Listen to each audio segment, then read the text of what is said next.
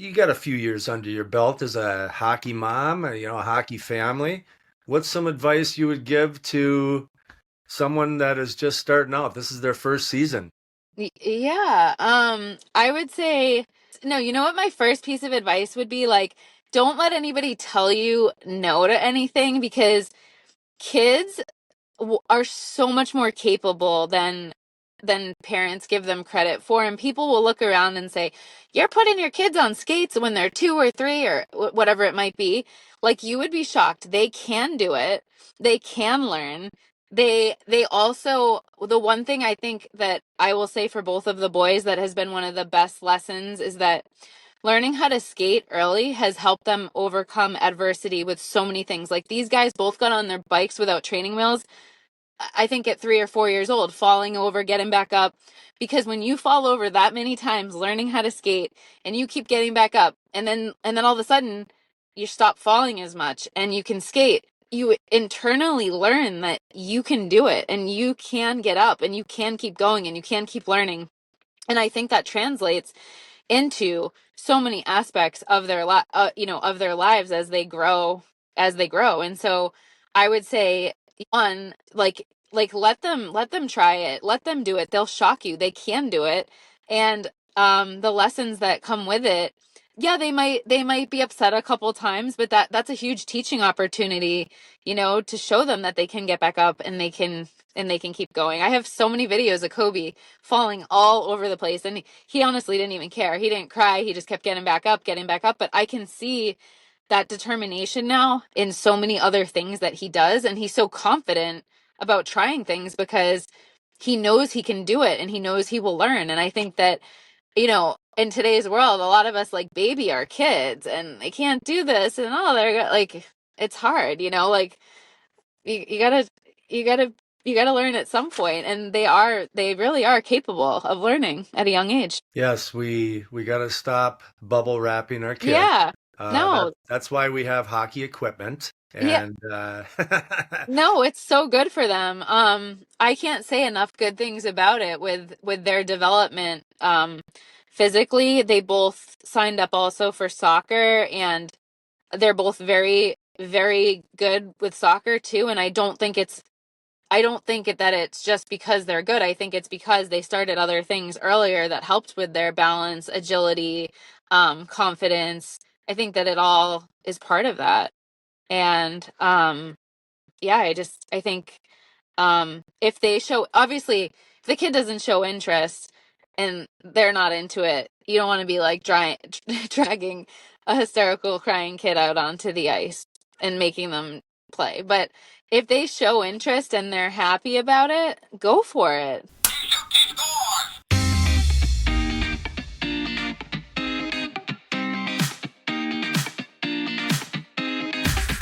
Hi, everyone, and welcome back to the Hockey Journey Podcast, episode number 162, The Magic Puck, with author Sarah Clifford.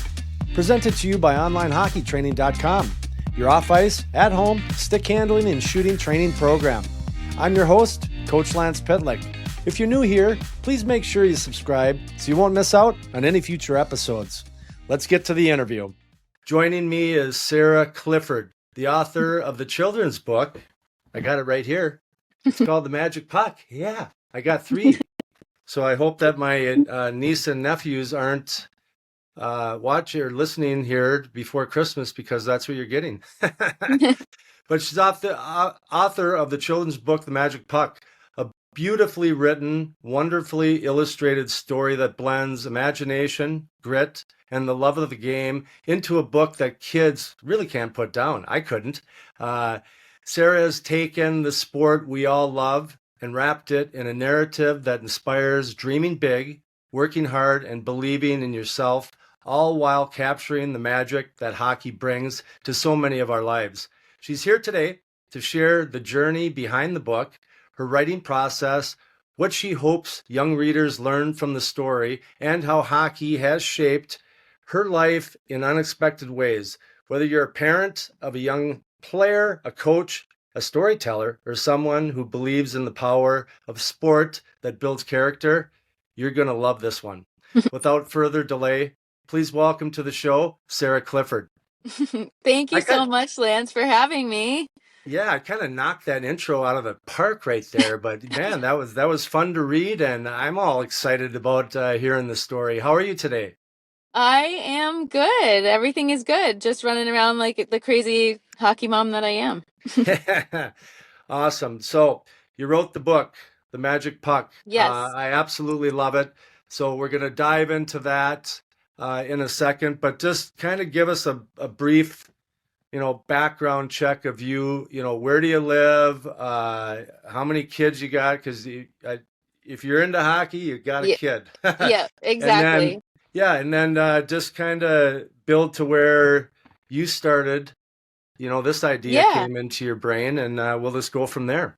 Yeah, no worries. So I live about 40 minutes outside of Boston in Massachusetts, and I was born and raised in Massachusetts.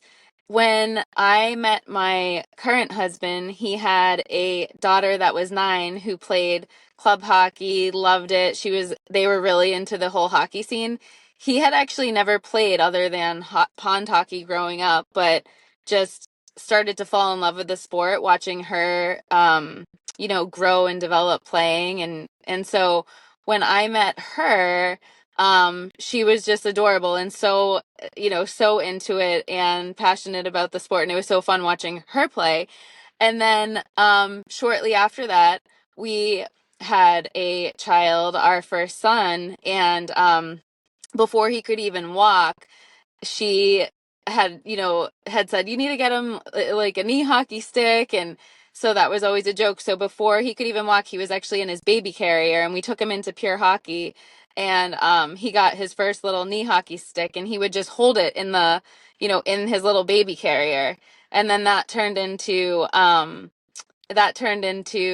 running around with it in a walker, and that turned into then wanting to like hit everything with it. And so his love for just wanting to smash balls and foam pucks in the basement just kept growing and growing. And so I guess I always just liked to I would write birthday cards to my friends growing up in rhyme. I just always thought rhyme was really cute, and I liked writing in rhyme. So after looking on Amazon for some hockey books, I was like, oh my God, we've already bought, you know, the handful of young hockey books for the younger kids, more like toddler or young mite. And I'm like, I think I need to write one because there's not much there. And so I actually went on to a couple different hockey Facebook groups and was asking parents who had already lived the journey, like what their kids' favorite parts of the hockey journey were, what stuck out as some of the biggest memories and the things that they took with them throughout their life. And then I kind of worked that into the rhyme, and basically the story, funny enough that your podcast is called The Hockey Journey, it's a children's fun book written in rhyme about the highlights of the hockey journey. And so that's it. And I self-published it on Amazon as just kind of like um, a fun project with the kids. And so, Sienna was a huge inspiration for that. And then now my oldest Brody he's already 6, and then I have my 4-year-old who's also playing mites already, and I think he's wild about hockey. So it's So been, yeah. how old were the young ones? Brody, how old was Brody when you started writing the book? So so it's funny. I think I pretty much was like finishing it as my second was being born, and they're under 2 years apart. So he was just about 2 years old. Okay. He had already been on skates. He was already in skating lessons, and the first hockey rink that he learned to skate at, they actually didn't make him be potty trained. They let him take lessons. He was still in a diaper, and he wasn't even 2 years old during his Oh, wow. first lessons. So he started skating before he was 2. Cool. I just wanted something that you said that, kind of an ignition point. Younger siblings obviously are going to be directed by their parents and older siblings. You had your 9-year-old, 10-year-old daughter at the Mm-hmm. time who played hockey. So Mm-hmm. she was, introducing the boys to it. But the one thing that's super important in the development, and you don't think that it is, but it is in the development of a player, is knee hockey. It I is. know. Yep. They play a ton, but think of all the lessons that they're learning there. They're Yep. learning creativity. If they're, if it's a 2-on-2 game, they got teamwork. They Hmm. learn losing. They learn pain because you might take one, off the rip Yeah. or something. Yep. Uh, so it's really important, and I just wanted to touch on that because I made a dedicated, area in our house that we taped off a For knee. rink and, you know, did that. And then the other thing that was super important, the house that I bought, my wife loved the house. The reason that I agreed to buy it was because it had a pond right next Hmm. to it. That's Um, amazing. Talk about that because I think you are just going to be getting rolling on your outdoor rink. How many Y- years have you been doing this? And yes. it's a commitment. It is a commitment. So now I would say we've done it. The last Brody was 2 when we moved, so we've done it. This will be our fourth year. Um, and it's been so much fun. We have an easy ice rink, and this year we actually upgraded the rink, so now it has like backstop and higher boards Oh, because sure it does. Sure it does. Yeah, because you're from because Massachusetts. we did have an incident where one of the high school girls shot a puck through our neighbor's fence, so it's time for the upgrade. There we go. Um, yeah. So, we are looking forward. Actually, the weather's been super cooperative and we hope that it stays this way. It looks like the night temperatures are going to be pretty low in the next upcoming weeks. And so we're planning on actually putting up our rink this weekend, which is, really good. I don't know about you, but we've had some Decembers where we're out in a t-shirt for Christmas. So this looks like it's going to be a much better winter for the outdoor rink, which is great. Yeah, the earliest that we ever skated on my rink was December 2nd. So, That's you pretty know, good. yeah, that's really good. But I agree. I mean, I haven't done the rink in, oh man, probably a decade now, since my kids are done. But uh, there were some really tough winters where just a ton of snow and then the hot, Yeah. cold, and it's just hard to maintain. Yeah. So, all right, you're doing all the right things. But before we talk about kid hockey, let's talk about a kid's book, The Magic Puck. Um, just you talked about how you connected with rhymes and writing. Yeah. Um, kind of how did this whole thing kind of come together? Because did you weave in? Did you say what are life lessons that we can learn from playing sports? Did you start with that outline and then build the book around that? It was really like I said, I had asked like the Facebook group, and it wasn't an immediate thing. I in my full-time job, I'm out working in the field. I drive a lot, so it was almost like I just started thinking of lines in my head one day when I was driving after getting some feedback from the group, and I sat down right here in my car and just started writing out lines. Like I get into those creative flows where um it just came together, and that was it. It literally was one day and it just clicked in my head, um and I had no idea how to publish a book from there. So then I had to do a lot of research on how to self-publish on Amazon, and they do make it fairly easy these days to self-publish.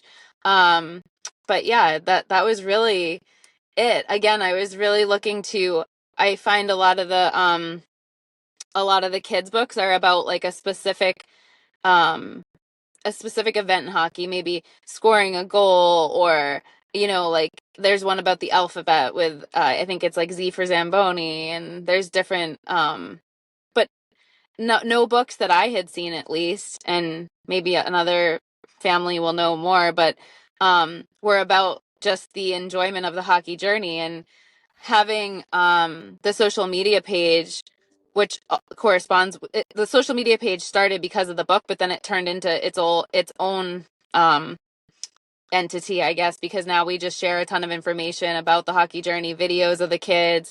And what I've found is the emotion and attachment that families, parents, grandparents, kids have to hockey, and then the different memories they made along the way. I mean, there's like grown men commenting that it makes them cry. Like they cry thinking about, their son playing their last college game or their daughter playing their last high school or whatever it is. Um, and so I think it's really cool just to be able to almost take that in ahead of time where I'm intentionally trying to soak up all the moments because everyone's saying that it was the best days of their life. And you see so many families talking about no matter how much money they spent or, how much traveling they did, the early car rides, that they would live it all again a million times over. And so I just thought that was really cool. There's Do something you really special about that. do you think that hockey is unique in that, or do you think all sports parents would look back on, those experiences and That have the same? that's a good question. I think that you benefit. I mean, I grew up playing sports. I actually played soccer. Um, and I loved playing growing up. I played competitively all year round. Love sports. It taught me so much. I think the self-discipline, the work, teammates, sportsmanship, the things that you can't learn in a classroom are just incredible when it comes to sports in general. However, I will say there is a huge difference with the hockey community, the passion for the sport, and I don't know if it's because it's so much goes into hockey. You're skating, you're stick handling, you're like there's like four different sports that go into when you're playing hockey. It's so many things at once. Um, the fact that ice time just isn't available everywhere. There's kind of like that supply and demand, like where you have to really work hard when you get the time because the time's not always there. It adds that component. And then you have the hockey community, which I've just never seen people like rally for each other like they do in the hockey community. Of course, there's like a lot of politics and there's, some silly stuff that goes on, but when push comes to shove, I do think that the hockey community is just so supportive of each other, and if you find out, another family plays hockey, it's like, oh, you're a hockey family, I'm a hockey, like everybody Yeah. gets so excited. It really does bond people. It bonds people so much. And I think whenever you're doing something really hard in life, hockey isn't an easy sport to be a parent of, be a player of. So when you're doing something hard in life, it's not only fun to see the outcome, but when you push yourself to do things that are hard, the people that are a part of that, you end up building really good relationships with. And I think that comes out of hockey. Yeah, I tried to think about that question myself, and you think of baseball or other sports, you might have a weekend tournament, so you're playing a Hmm. lot of games and stuff like that. But, for 6 months, I mean, hockey's Hmm. a long season, Yeah.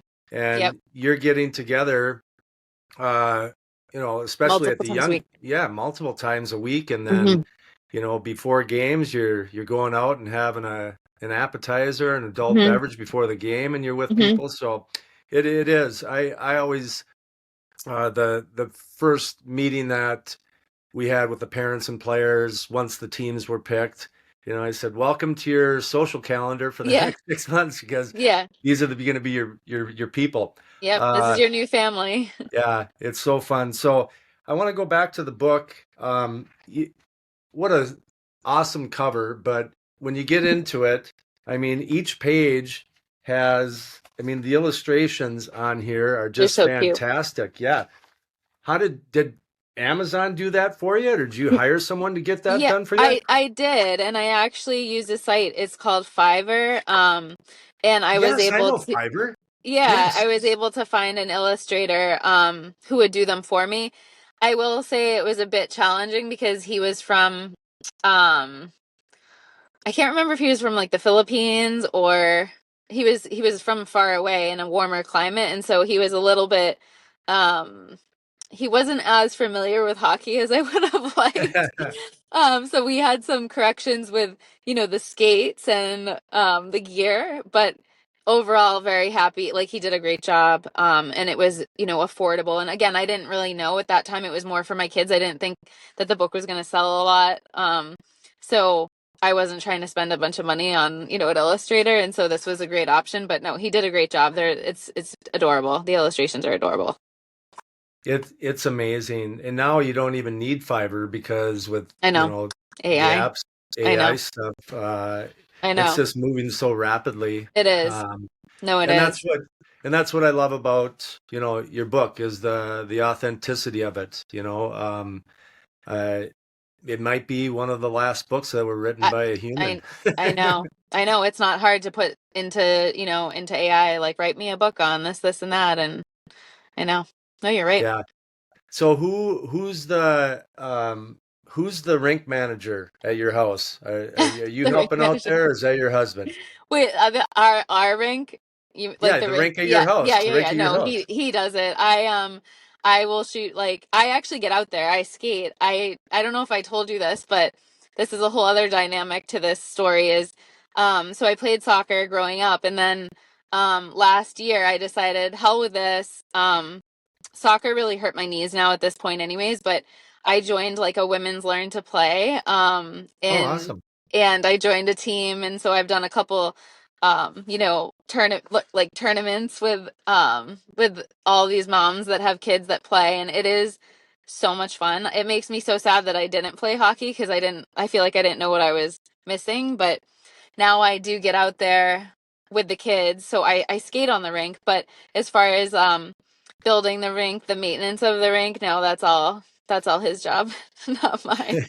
I'll take the videos and put together the cute clips, and he can do Yeah, all the work. The boys actually got out there last year now and helped him set it all up. So they're getting to the age where fantastic. they can help, and they're so easy to, slide into each other and set up. It's they can certainly help now. So That's fantastic. yeah, so it's a good Um, family thing to do.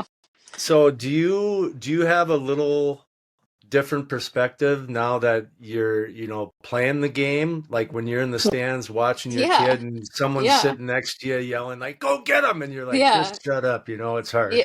yeah, no, I go bananas. I try, at this stage, I try to be all all positive, but yeah, like it's so hard, especially even, I finally really in soccer, offsides is a little bit different than hockey, so finally just learning, you can't be across the line before the puck crosses, like little things like that, and then you see the little mite skating, my 6-year-old plays now with full ice rules, and so you see the kids over the line and you're like, offsides, offsides, what Yeah. are you doing? Like, and we're all up in the stands yelling, like, get on sides. But I mean, I think the parents are more emotional being at these Mike games than they are being at like a Bruins game, which is hysterical. Um, Yeah. but yeah, I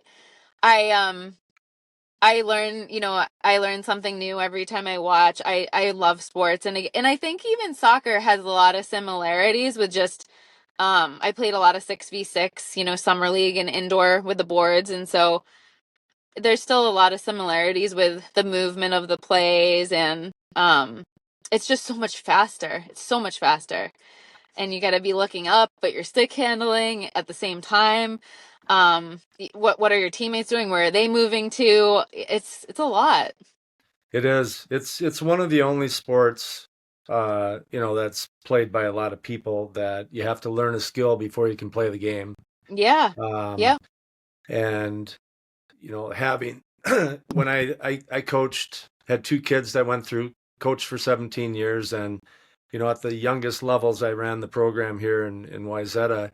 Uh, at the start of the season, like the first 2 or 3 years, we call them mites. You're from the U.S., so same thing. Hmm. I think up in Canada they call them timbits or tiny tit Oh, bits or cute. something. um, but it, it's just the kids that would just come to practices Hmm. and whatever the team events were and did nothing else. uh those, they just dropped to the bottom. Once you could have outdoor ice, the kids that skated outdoor ice, even if it was just once a week, Hmm. twice a week, by the end of the season, I mean, it was dramatic. It was like Yeah. this kid just got on the ice for the first time and this one is flying all over the place. So It's wild to watch the development. And I'll say my 4-year-old is so competitive because he wants to be as good as, his siblings. So he'll actually go with the 6-year-old to some skills skills lessons, and it's hysterical because they're for like they'll be for 6 to 15-year-olds or something. It will say mites and up. But he's 4, but he's a mite. Like he plays on a mite team. So, Yeah. and he's a big kid, so we throw him on there. But even just doing a couple of those, classes at his next game, you're watching him, pick up some of these things in the skill. And I'm kind of like, oh my God, like, I guess it's worth it because he really learns so much just each time he gets on the ice. It's really incredible to see.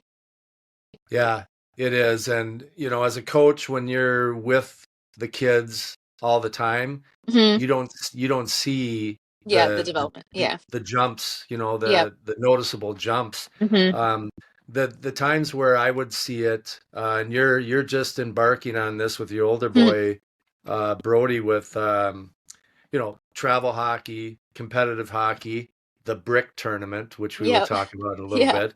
At 6, they're already talking about the brick, and it's That's like 4 years crazy. away. Oh my But God. yeah, it's such a great time. I it's just hard though, isn't it, being a hockey parent, because especially now, because there is this, and you mentioned that there's just so many options to Hmm. improve on your Yep. skating, your stick handling, your mental toughness, your Shooting, speed nutrition, skating. shooting. Yeah. Yeah. How do how are you navigating that right now as a, young hockey parent family? Yeah. So they with their practices, so the one that's 6, he has 3 practices a week and 2 games. So that's 5 days of skating right there, which is a lot. He's only 6. Um One of them is every other week. So some weeks it's 4, some weeks it's 5. Um, but he does skate a couple times a month with a skating coach that we absolutely love, who's been skating with him now for a couple years, and she's strictly a figure skater and does all edge work with him. Yeah. He has I would say a very distinct edge on his skating. Like it's really cool to see like that, even just the bi-weekly skates for the edges. He's really quite skilled with his skating for his age. So I would say that's been, amazing. And he loves the skating just as much as he loves the hockey, which is really cute because when you see him at the lessons, like learning, now he's doing T-stops everywhere, which we think is hysterical because, he's at his games and he goes up to the center, ready for the puck to drop, and he's doing T-stops everywhere. We're like, well, you quit it with your T-stops. But it's so funny because he just loves, like, you just see him watching his skates and and just acknowledging what his body is able to do. Like, oh my God, it's magic. I can do this now.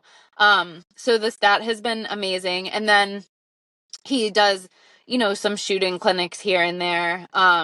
We have a couple programs in Massachusetts where they offer drop-in skates. So say like, on a Monday night if he wants to skate again, but he's only 6, so I kind of let him decide, like, do you want to skate tonight? Other than his practices, if it's an extra night, do you want to skate tonight? And if he's like, yeah, we go. And if not, I let him have a little rest because it, Yeah. it is a lot. But the little guy that's 4, if his older brother has hockey and he doesn't, I want to go to hockey too. And so I find drop-in clinics for him to go to a couple times a week because he only has practice on Friday and Saturday and a game on Sunday. So he feels like he's getting the short end of the stick because he doesn't have anything Monday through Thursday right now. Yeah. So, Uh, awesome. I've shared this with many episodes on the podcast, but there was a study done of the world's fastest sprinters, mhm. just to see, what are some commonalities that, we can draw from. And um, the one thing that was across the board with every one of them, the world's fastest sprinters, is not one of them were firstborns. They were always, later siblings. Wow. So That's so interesting. I believe it. yeah, I 100% believe it. And the coaches who have seen both of my boys are like, watch out, this Kobe guy. That's the 4-year-old's name, Kobe. He's gonna be something because he's so set on getting it down. He just yeah. wants to be at that level. That's so So cool. I'm hoping at some point, not for like a serious tournament, but more for like a fun pickup tournament because they're both in mites. Maybe we'll get the chance to put them on like a same team together and they'll be able to play as brothers together at some point. It would be so cute. Isn't that crazy? So Yeah. another personal story. Both of my boys are they're 4 years apart, Hmm. and my youngest, this is his first like he signed after his season last year, college hockey with Edmonton, and then he ended up re-signing with them.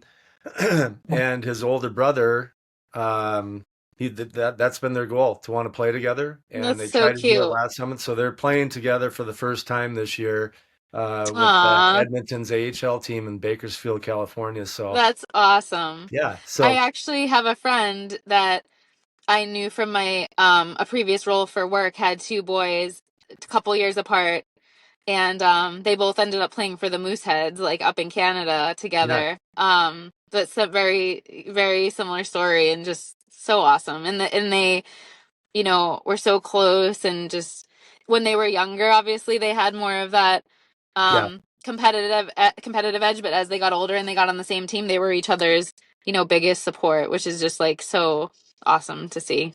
yes. So yes, really cool. My wife and I went out there for their first home game together, so we got Aw. to see that. That was cool. Today's episode is brought to you by HeadsUpHockey.ai. Heads Up Hockey is a premium off-ice training tool that uses the specially designed Heads Up Crush app to help players build real stick handling skills that actually transfer to the ice.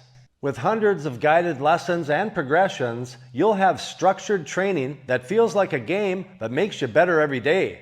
This one is personal to me. I helped develop the training curriculum, bringing my years of teaching experience into every drill so you can get expert level coaching right from home anywhere in the world.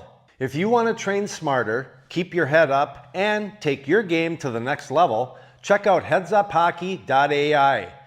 Thank you, Heads Up Hockey, for sponsoring this episode. Now back to the show. So, I'm going to give you some unsolicited advice right now. Yeah, go for Okay. it. And I would give it, I've given it to everyone. Your husband, how tall is he? He is 6'5". He's a tall one. Okay. And He's his not, dad, so his father is 6'6", and then my dad is also 6'4". So we get like a lot of height. However, I'm like I'm 5'5", probably 5'4.5", 5'5". you're not as tall as the rest of the gang, but you No, rap to the beat just the same. no. So here's the unsolicited advice. A lot of big kids, they, the game comes a little easier to them just because of their size. And I have undersized kids, so I'm on the different side of the We're on perspective. opposites. Uh-huh. Yeah, those little guys, they chase those big guys, kind of like the older brother or whatever, and they don't give up, and they're scrappy. A lot, Hmm. not all of them, but there's And they're some that, fast. and well, they are fast because they have to work so doggone hard. They're a lot more tired than the big guy. But all I say is that you're lucky that you have that advantage right now. Take advantage of it, but do this one thing: be the hardest working player on the ice Love every that. day, every shift, and then you don't let those little guys catch up. Yeah, Catch I up love with you. that. So that's my little advice. Okay, we talk. I want to again. Let's go back to this. Who is this made for? Like, who did you write this for? How old are the kids? Who's buying it? So people know. Yeah. So I would say I wrote it with the intention of like as you were getting into the hockey journey and then probably learn to play in mites. I think once kids are probably 9 or 10, they may start like outgrowing it. But again, it's like a cute little rhyme, so it may not because if they're just learning how to read, it still would be a really cute short read for them, Oh yeah, So and um moms and dads reading them. Grandma yeah, and grandpa's exactly. reading it. Yeah. Yeah, exactly. I think of it, my goal when I think about it was, people think of like the Polar Express or the Grinch Who Stole Christmas.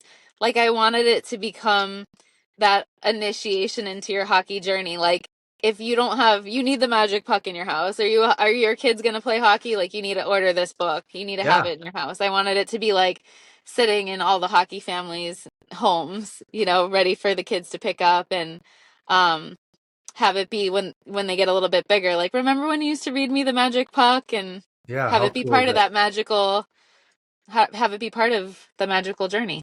Yeah. And just to dream, Yeah, to exactly. accelerate the dreaming and um, what's next?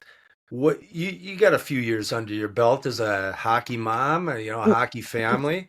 What's some advice you would give to someone that is just starting out? This is their first season. Yeah. I would say, um, yeah.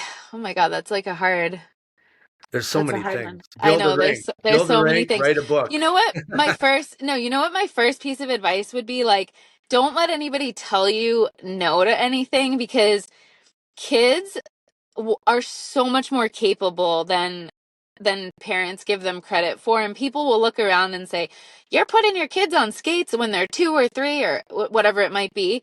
Like, you would be shocked. They can do it. They can learn. They also, the one thing I think that I will say for both of the boys that has been one of the best lessons is that learning how to skate early has helped them overcome adversity with so many things. Like, these guys both got on their bikes without training wheels, I think at 3 or 4 years old, falling over, getting back up.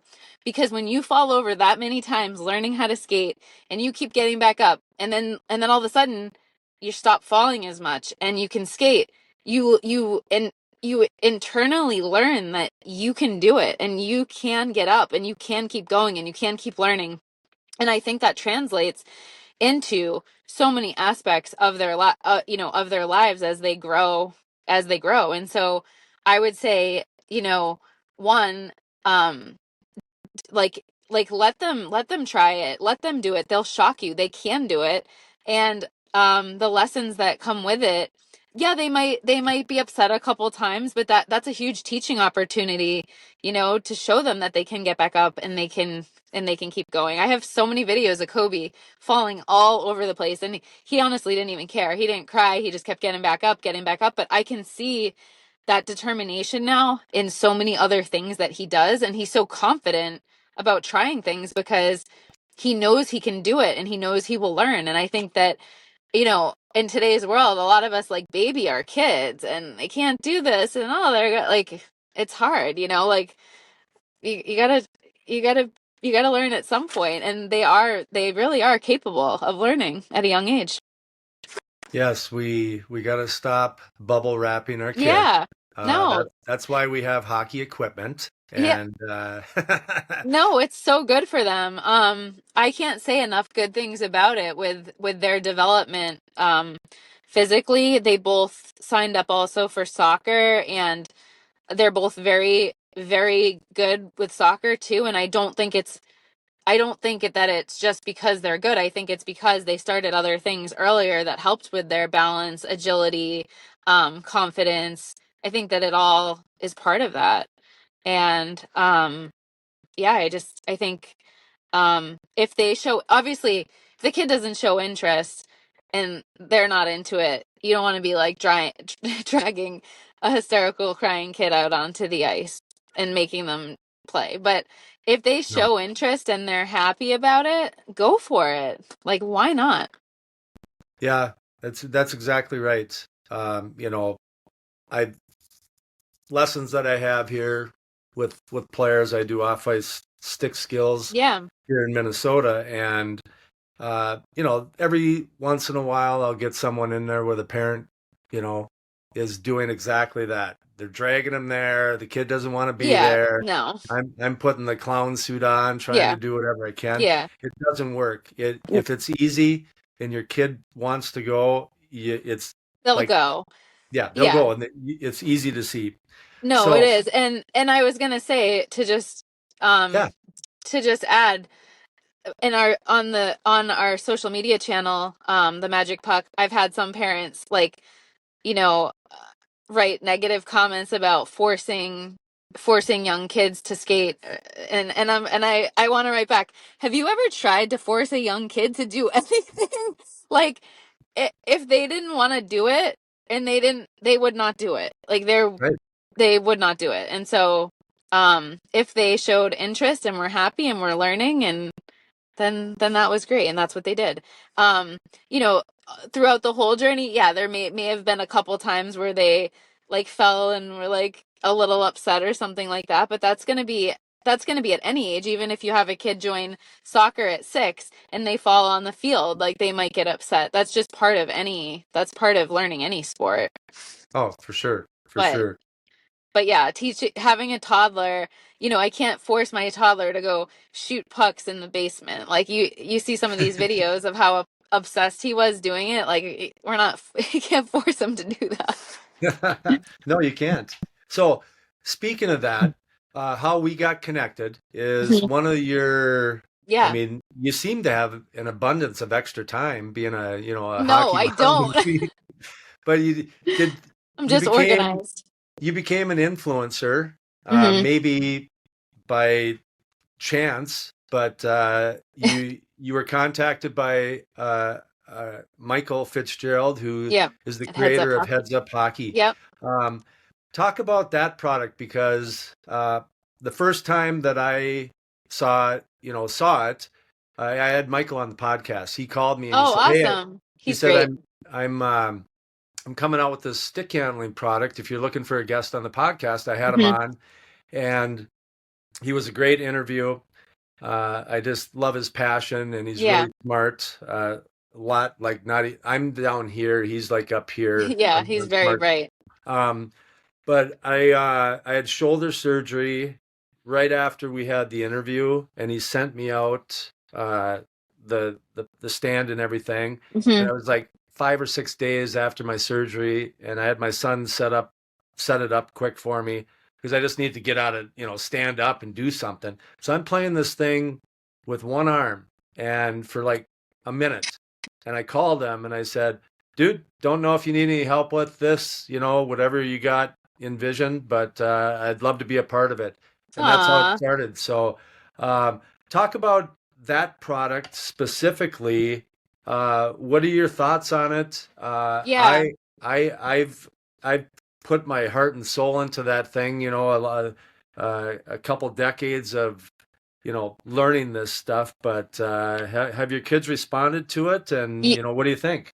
Yeah, I think, a lot of the stick handling um isn't really about keeping your head up. Other games and other boards, they're all great, but this is really cool because you're literally keeping your head up, as the name Heads Up Hockey. And I would say, especially for the mite age group, they make it really interactive and fun. It's almost like, whack-a-mole or different types of arcade games that they would play. So it's a really fun experience. It's not something that you'd have to like hassle your kids to do, like practice your stick handling. It's like they want to be on the game. Like it's really fun for them. And, um, if you're just keeping your head up at the screen, you're going to really learn quickly, how to translate that onto the ice if you continue to do that. So, again, this is like a huge lesson, especially at the mites level, because you get a lot of the kids crashing into each other on the ice, not keeping their head up. And so one of the best things you can do is, learn how to stick handle with your head up. So I would say they have so many games. They kind of do like the fun, you know, I don't know if we compare it to like Candy Crush or just like fun games where you like you reach different levels, and so they get excited that they, are reaching different levels and winning, the next achievement and things like that. The kids get so excited about that. Power Um, ups. yeah, exactly. But no, I would say they love it. They absolutely love it. And we have it set up right in our living room, and so they just use it. They use it all the time. It's the thing that's nice too is it doesn't take up a lot of space. It's not like a huge piece of hockey equipment.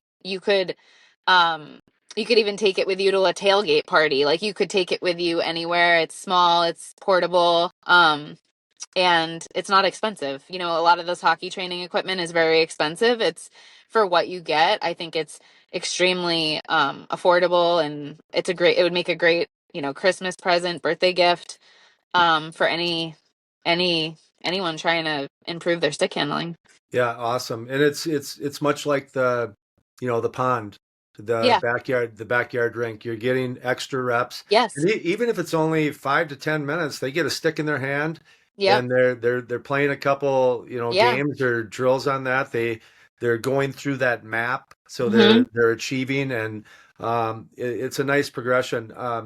I absolutely love it. I'm grateful to be a part of it, and um, I look forward to what these guys have coming out next because I'm the old guy, so I got to rely, I got to get these AI and really smart Yeah, I guys. know. The Uh, technology is just going wild. You know what else is cool to think about? And I've seen a couple videos on this is like if you just do 10 minutes of stick handling a day, 70 minutes a week times 4 weeks, and then times that a year, like think about how much more stick handling you would be doing than someone who isn't. And that's whether it be shooting, stick handling, the minutes really add up, even just a little bit every day.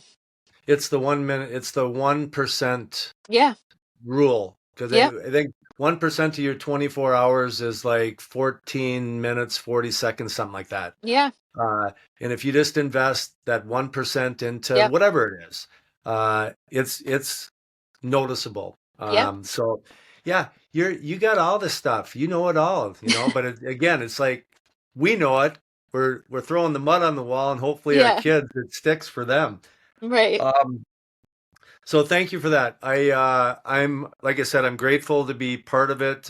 Thank you for sharing, your experience with your kids with it, with the Heads Up Crush, it's the Crush program. Um, do you have besides you talked about it doesn't take much space, but do you have a space where the kids can shoot and stuff Yeah. like in your We basement or actually garage? they're so spoiled they don't even know it. We do have the hockey shot tiles in the basement with the full tarp and shooting area for them. So they have the easy ice rink in the winter, and then they have the hockey shot tiles in the, all year round to practice. So um they have a lot of different tools that they can definitely improve their game with. But they go down in the basement almost every night. They love it. So here's another little backstory connection with us is that Hockey Shot used to spend close to $300,000 with me Wow. uh, around this time, Christmas time, because I owned a company called Sniper's Edge Hockey. So we had Yes. You the told me that. tie, we had all that stuff. I Huh. started the company, it was called Sweet Hockey. So when that company was started, there was a company called Milek, I think, and it was for Uh-huh. roller hockey. And they had like sport court tiles, but it was specific for roller hockey. So I worked in high school for a plastic injection mold company. It Hmm. was my That's funny. one of my coaches. I'd go there and sweep up. They'd take me 10 minutes. They give me $20 or whatever. But I went there with an idea, and it started a company. So we we usually get this order from Hockey Shot every Christmas, and all of us, not be, usually we get that order probably in August, for Christmas, but all of a sudden we didn't get an order, and we're like emailing them, hey, you getting your order in there? And they didn't order. We never, they just ghosted us, and then they came out with their product line that you see right now. Oh, Uh, so got it. so a little healthy competition, and Yeah. some of the stuff I was pissed about because I'm like, come up with something on your own. But, they made some really good improvements. And I think that if you see how that sector has expanded to where Yeah. Bauer and, Yep. they're in there that it's a big market. So, I was happy. But why I did it because there was nothing there. And I knew that getting a stick in my kid's hand besides, uh, knee hockey, we needed to do that, and it just kind of worked out. So I'm kind of a freak show when it comes to hockey here, but it's all about, the kids. How can we help them, achieve whatever they're trying to achieve. Yeah, no, I love that. Um, what else do I got here for you? We're getting pretty close to wrapping. I didn't think it would be this long. It's almost an hour, Sarah. You're kind of a chatty one. I can talk. Yeah, you can talk. So, any advice for, not advice, I know we already talked about that. How can people get this? Where can they buy this? Yeah, so I mean, everyone in the hockey community has to go on and buy it because then it will help us to fund all these hockey children. I'm There just we kidding. go. There we go. So no, it's just on Amazon Prime, and it's the one on Amazon is a hardcover, so it makes a really nice gift. You have the hardcover, I yeah. do have the Yeah, hardcover. you have the hardcover.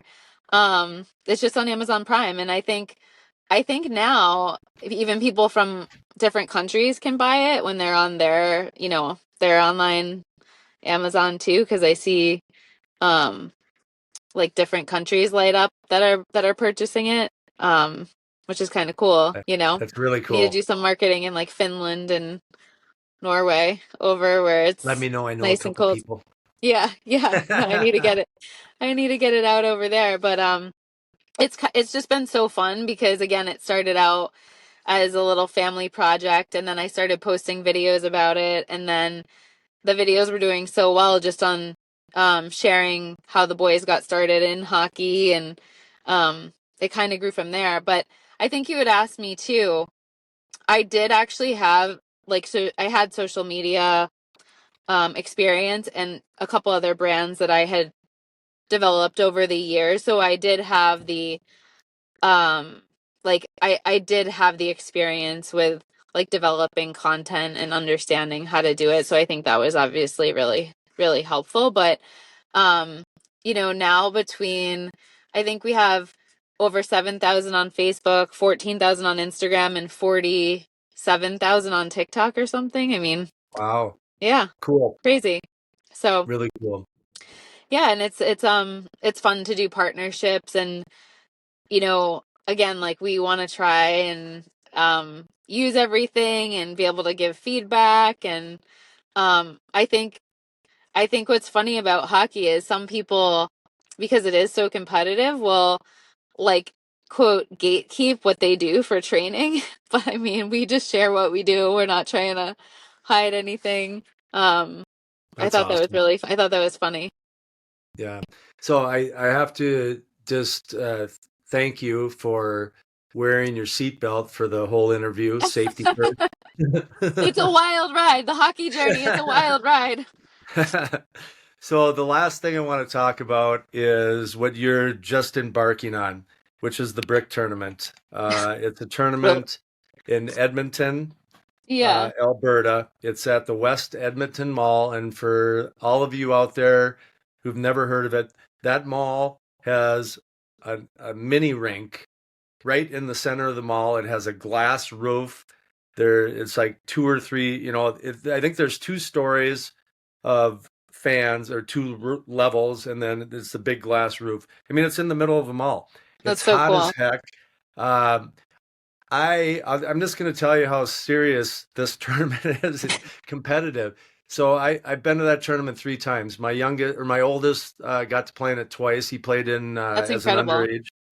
Um, and the first year that we went there, um, I before I even went to the tournament, the year before, I flew out there with one of my coaches, and from the minute that we, got in our car to go to the airport and got back home to Minnesota, how can we help these kids optimize energy, recover, all this stuff, motivate, and it's a big deal. And now I find out that at 6 years old, they're already marketing Oh the my brick God. tournament that this Yeah, is the brick team. So your kid, he got asked to be on this brick team that's a 4 years later tournament. Um, the commitment, I think you said it was like 7 tournaments, but I don't think you have to play No, in the all of team. them. So he didn't get asked yet, but he's in the process of playing for the team that eventually goes. Right, So right, they right. start, yeah, so they Yeah, start, right. So, they're um, funneling the kids. yeah, They're yeah, identifying. yeah. So Yeah, we'll see what happens. Don't want to put too much pressure on him, but he's funny because he watches, YouTube and the young hockey players, and so he already knows what it is. So he's like telling us like, I want to go to that tournament. It's so cool. And we're like, okay, okay, buddy. Obviously we'll support him whatever he want if he thinks he wants to try to go and get there. Um, but there's just only a couple teams in the Northeast, as far as I can understand. One from Connecticut and one from out of New England Sports Center, yep, the Junior Bruins, that actually go to that tournament. So you really don't have like a ton of options of teams to play with, because there's just not just any team. Any team can go. There's certain like qualifications that teams have had over the years with the organizations right. to be a part of it. So we'll see what happens. But he's in the I don't want to jinx him, but he's in the stages. He like made it past the first tryout. So we'll see how he does at the second one, and if he earns a spot to play in some of these tournaments this year. Yeah, no, it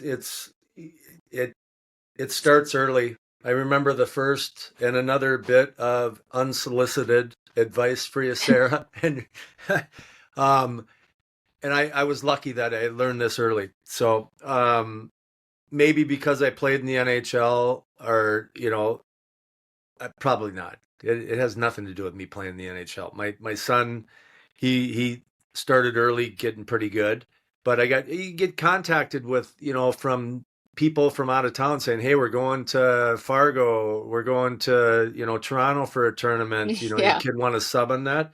And when I retired, my wife and I, we had a cabin, and I like going up there. But that first summer, we had didn't even know it. Didn't even know it. It's just like, people would call and, you doing anything this weekend? Can your kid play? And all of a sudden, you're playing every weekend, I, and you have no cabin time.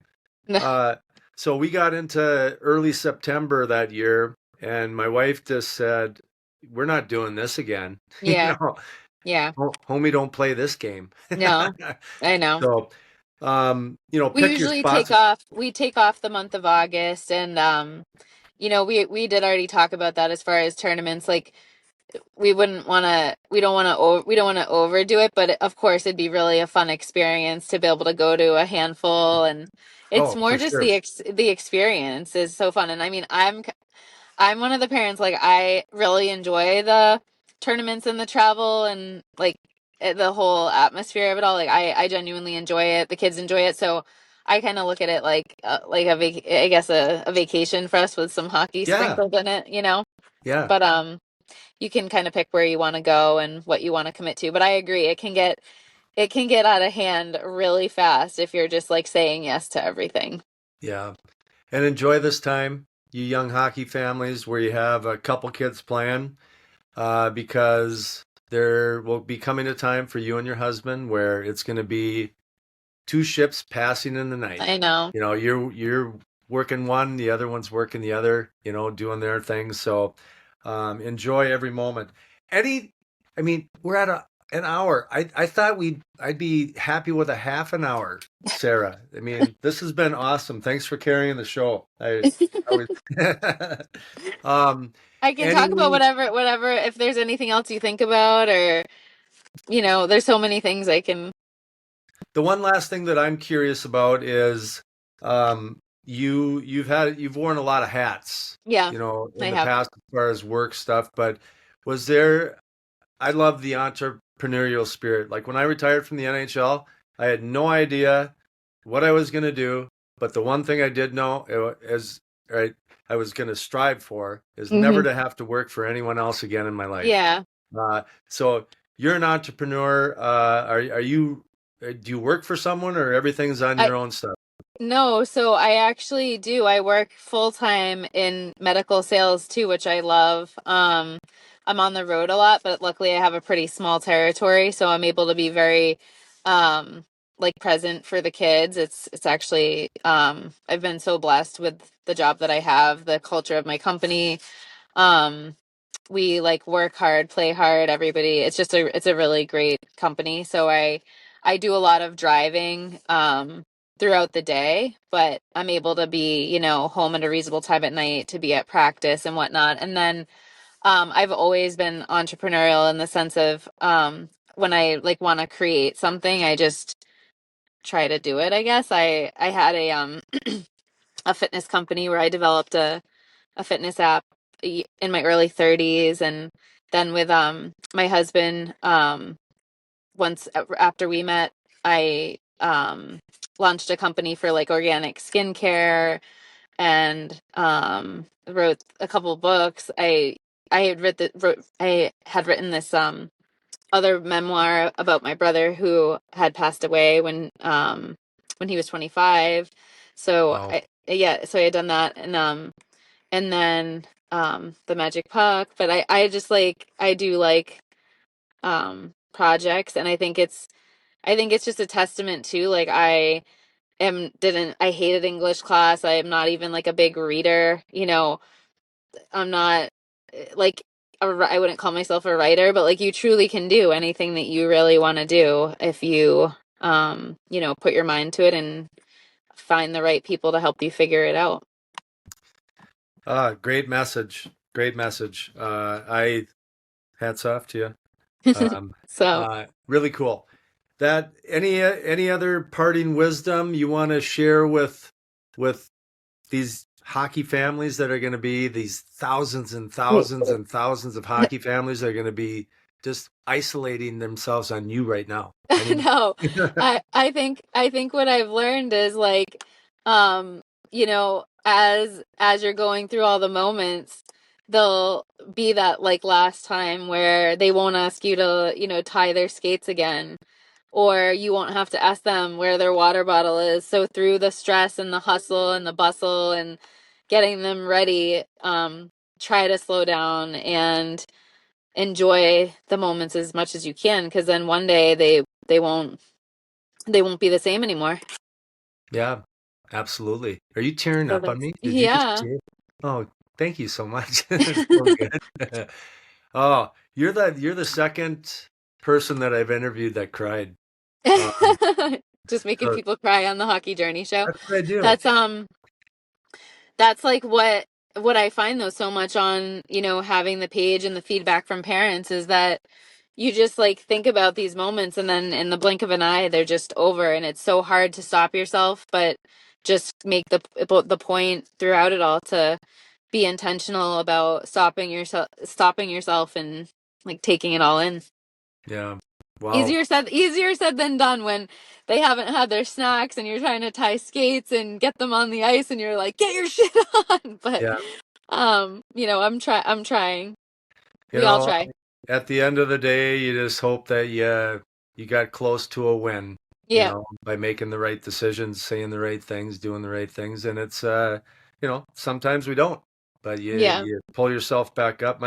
My favorite quote is fall, what is it? Fall 7, rise 8, so you're a little stronger when you come up. And that's really what you've been saying, that don't bubble wrap our kids. Yep.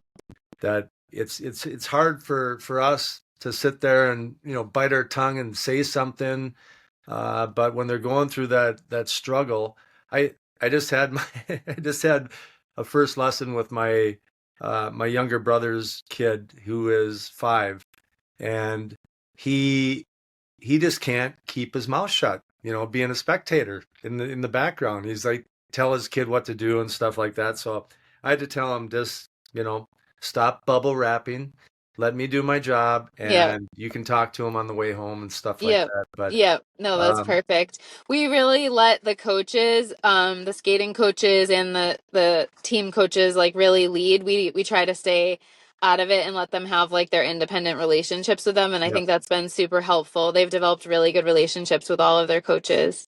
Yeah, and that's that you got to go where the love is. When your Yep. kid connects with someone, Yep. and they want to work hard for them, Yep. It's the that best. that is the best. And they Kid, have that mutual respect and understanding. Because with my oldest, he's like, he's an interesting, he started young, so um, he was trying to show people that he was, you know, could hang, I guess, with the older kids. And so when they would push him around, he would really like fight back. So not this year, but the couple years prior, there was a lot of like, the kids like in line, they shove each other and whack each other with sticks. And yep, we went through a lot of that with him.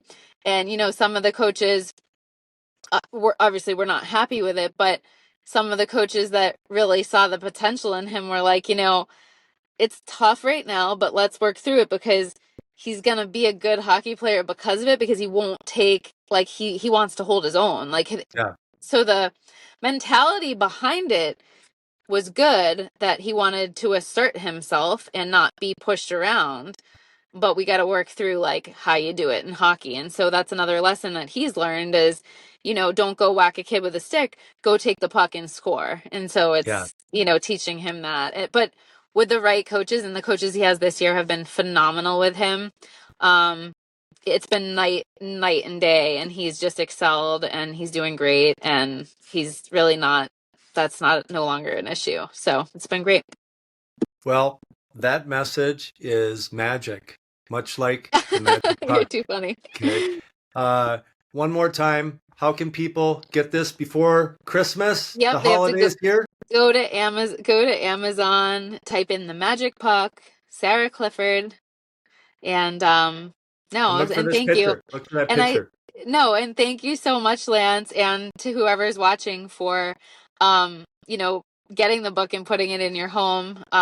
We would love for as many of you to share it and, be a part of the whole journey with us. You can follow on social media, reach out. I try to answer like I really try to answer every message, every direct message.